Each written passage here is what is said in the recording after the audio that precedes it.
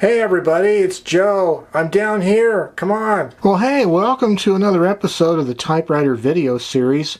This is Joe, and welcome to Underneath My Desk. What are we doing underneath my desk? Well, that's a good question. Well, as you probably know, I really like manual typewriters. I do have a few electrics. I think I have 3 of them in my collection. The latest electric I have in my collection is an IBM Selectric Model 1, and it was given to me by a friend of mine, and I could not refuse it. The problem is, I live in a small house, and I have to live in peace with the rest of my family, and I have to consider at times, do I really have room for another typewriter, especially a big typewriter? And if you may be aware, IBM Selectrics do not have cases, so you can't just put them in a case and slip them in a closet. And even if they did, my closet happens to be full of, guess what, typewriters. So I had to come up with some creative ideas for how I was going to store the typewriter. Now, one obvious thing you could think about is let's put it on the desk. And I did keep it on the desk for a while, but the one spot up here where I like to type, I like to circulate different machines in my collection into usage, and that's where I usually put it, right on the desk, up there above here. So after I spent a few weeks using the IBM Selectric, I decided, well, I need to find a place for it. And I needed to keep it safe and clean and keep it indoors because it is electromechanical. I didn't want to leave it out in the garage or the storage shed. It's not going to be good.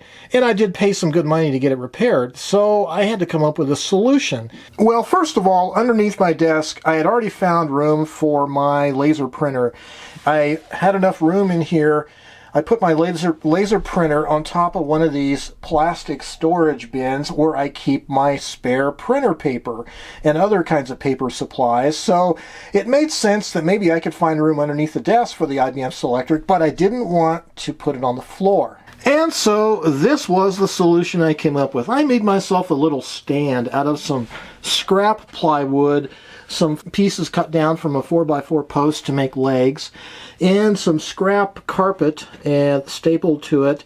I made myself a little platform that I could keep the IBM Selectric safe off the floor and readily accessible for use. And because I put little pieces of carpet underneath each foot, they slide pretty easily on my hardwood floors, so if I need to get the typewriter, it just pulls out pretty easily like that. And I can pull it out far enough that I can pick up the typewriter and put it on my desk. And when I'm done with it, I put it back on the platform and slide it back underneath the desk. So the platform was nothing fancy. It was literally a scrap piece of plywood out in my shed. As I said, the legs were cut down from a 4x4 post. I just made sure that the legs are all even in length so the thing doesn't wobble. And I'm using this gray kind of indoor-outdoor carpet stuff that you can buy easily enough at hardware stores. And you want to use a good sturdy pair of serrated scissors to cut the carpet with. This is Cutco scissors. And then to attach the carpet to the wood, I used one of these heavy-duty staple guns. Just bunk, bunk, bunk. Make sure they're nicely seated, and also the bottom of the legs have carpet on them as well, stapled on there so that it'll slide easily enough on a hard surface. These kinds of makeshift projects for storing typewriters are probably something most every typewriter collector has had to face at one time or another. There's only so much room in your closet, on the floor of your closet, or underneath your bed, or wherever you like to stack them or store them. And sometimes you don't want to stack typewriters one on top of another directly, especially if they have soft cases. The weight of the typewriters above them could damage the ones on the bottom. So, another idea is if you have a closet space, you can build little shelves in the sides of the closet on the ends, put little wooden shelves, and you can put typewriters there. Again, it's a strictly makeshift thing, and it depends on your individual needs, your house, the way it's laid out, and how big your typewriter is. In the case of this IBM, it definitely is needed to be stored securely and safely. This Model 1 typewriter is a wonderful typewriter, and I really appreciate my friend Kevin for giving it to me. But again, it has to be stored safely and securely, but also, if you want to use the typewriter, you're going to need to put it in a place where you can easily get to it. So I could have, if you think about it, I could have made a fancy box, or even just a plain plywood box, storage box with hinges that would have protected the typewriter, and I could have stuck it out in the garage or wherever, even though it gets cold in the winter.